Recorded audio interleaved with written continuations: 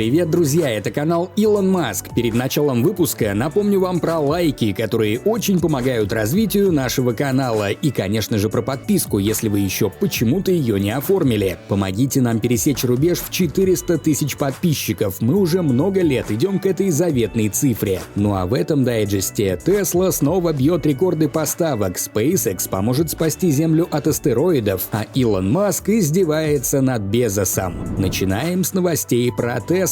Итак, шалость удалась. Tesla отчиталась о поставках за третий квартал 2021-го. Вы можете увидеть результаты на экране. Это новый рекорд. Особенно сильно Tesla нарастила производство Model S – почти 9000 автомобилей. Хотя в прошлом квартале было всего 2300. К сожалению, в третьем квартале Tesla снова не поставила обновленные Model X, но их заметили на фабрике во Фримонте, так что скоро ждем.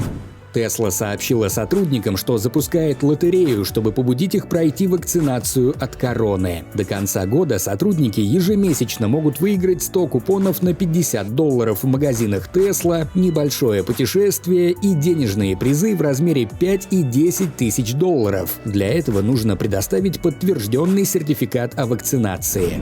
Tesla подала заявку на регистрацию товарного знака Cyberquad. Неожиданно, но автопроизводитель регистрирует название для использования на одежде. Пожалуй, было бы странно выпускать мерч с киберквадом, не выпуская его при этом на рынок, так что, видимо, все-таки ждем электрический квадроцикл. Илон Маск объявил, что на этой неделе Tesla планирует запускать около 1000 новых бета-тестеров в день на основе собственной оценки безопасности навыков водителей. Следующая версия беты должна выйти в районе 8 октября. Между тем, издание Vice сообщило, что в соглашении о неразглашении информации между Tesla и бета-тестерами полного автопилота автопроизводитель призывает пользователей быть избирательными в том, чем они делятся публично, поскольку многие хотят, чтобы Tesla потерпела неудачу. Проще говоря, Tesla поощряет самоцензуру. Тем не менее, во время выступления на Code Conference Маск сказал, что Tesla вообще не должна заключать соглашение. Бета-тестеры все равно его не соблюдают. Интервью, кстати, вообще вышло на редкость интересным. Перевод опубликуем на нашем канале в четверг, не пропустите. Также на интервью Маск поделился подозрениями, что администрацию Джо Байдена контролируют профсоюзы. Мол, Tesla не пригласили на встречу в Белом доме, посвященную электромобилям, ни разу ее там не упомянули, а за революцию электромобилей похвалили GM и Ford. Строго говоря, встреча в Белом доме была посвящена переходу на электромобили. Tesla никуда переходить не надо, ведь она никогда и не выпускала, и не выпускает автомобили на ДВС. Но в чем-то обиду Илона понять можно.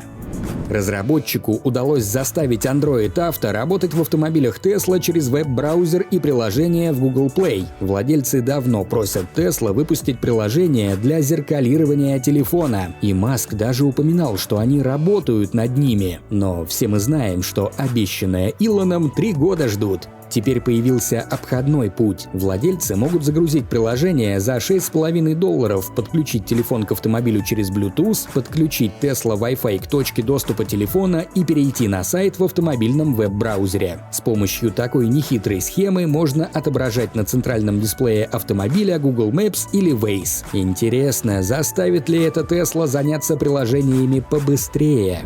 Сертифицированные ремонтные мастерские Tesla недовольны попытками автопроизводителя переманить техников, которых те обучали за свой счет. В 2017 году Tesla перенесла некоторые программы обучения в онлайн, чтобы сертифицировать больше мастерских. Такой ход, хоть и расширял возможности мастерских, все же влетел им в копеечку. Обучение сотрудников и закупка оборудования потребовали значительных трат. Теперь одна из мастерских сообщает, что Tesla рассылает их сотрудникам письма с сообщением о поиске опытных техников для работы в Калифорнии. Мастерская утверждает, что Tesla использует список адресов электронной почты технических специалистов, который получила во время их обучения. Рассматривается возможность судебного иска. А Tesla дополняет уже существующий иск против Rivian. По утверждению Tesla, этим летом еще одна порция бывших сотрудников перебежала в стартап, попутно прихватив с собой основную технологию технологию производства аккумуляторов нового поколения. Rivian, конечно же, пока никак не прокомментировали ситуацию. Tesla названа ответчиком в иске 5 полицейских, получивших травмы в феврале 2021-го. Тогда полицейские остановили и досматривали другой автомобиль, а Model X на автопилоте врезалась в них на полном ходу. Офицеры также подали в суд на ресторан, который переусердствовал с обслуживанием водителя и позволил ему сесть за руль пьяным. В иске полицейские ссылаются на расследование NHTSA, упоминая, что Model X не увидела машины офицеров из-за проблем с обнаружением сигналов экстренных служб. Полицейские требуют от Tesla и ресторана возмещения до $20 миллионов. Сама Tesla не только отвечает, но и взыскивает. Компания подала в суд на 2 бывших клиентов в Китае за клевету. Хан Чао писал о компании гадости после проблем с поддержанной Model S, за которые даже получил компенсацию в размере $155 тысяч, а Джан Яджоу устроила скандал на шанхайском автосалоне. Вы наверняка помните эту историю. Теперь Tesla подает ответные иски и требует от каждого по $650 тысяч. Переходим к менее конфликтным новостям про SpaceX, хотя там про Безоса. Ну ладно. В ноябре НАСА запустит на Falcon 9 DART — космический аппарат для испытаний перенаправления двойного астероида. DART разгонится до 6,5 км в секунду и врежется в астероид Дудим. Момент удара зафиксирует бортовая камера. В научной фантастике астероиды, угрожающие Земле, нередко перенаправляют с помощью ядерных бомб. В реальности бомбардировка большинства астероидов и комет скорее увеличило бы угрозу из-за неопределенности последствий. Деление одного астероида-убийцы на сотни малых едва ли приведут к чему-то хорошему. Заряд дроби вместо пушечного выстрела — сомнительная выгода. Столкновение DART и DIDIM поможет оценить, насколько работоспособна теория стратегии планетарной защиты. Также в ноябре Crew Dragon впервые за несколько лет облетит МКС. Во времена шаттлов такие облеты были распространены для документирования сборки МКС. Последний облет станции был совершен в 2018 году, и теперь Crew Dragon продолжит добрую традицию. После отстыковки с экипажем миссии Crew 2 корабль облетит станцию и вернется на Землю спустя полгода после запуска.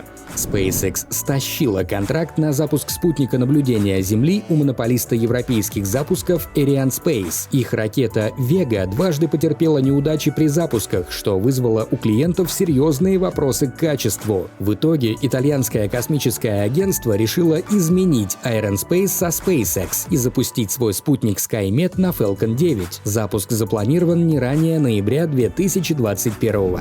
А теперь история про обладателей премии «Душнилы года». Во время уже упомянутого выступления на Code Conference Илон Маск обвинил Blue Origin в использовании правовых методов для замедления прогресса SpaceX. Через несколько часов Amazon отправила изданию The Verge PDF-файл на 13 страниц со списком из 39 юридических действий, которые предпринимала SpaceX, с датами вплоть до 2004 года и комментариями Amazon. Если что, PDF-файл The Verge не запрашивали. И никто не запрашивал. Но Amazon очень уж хотелось доказать, что SpaceX тоже склонны к судебным тяжбам. Илон Маск прокомментировал публикацию. SpaceX подает в суд, чтобы ей разрешили конкурировать, а Blue Origin подает в суд, чтобы остановить конкуренцию. Интересно, если кто-то в интернете сделает YouTube-канал Джефф Безос, нам тоже придется с ним постоянно выяснять отношения.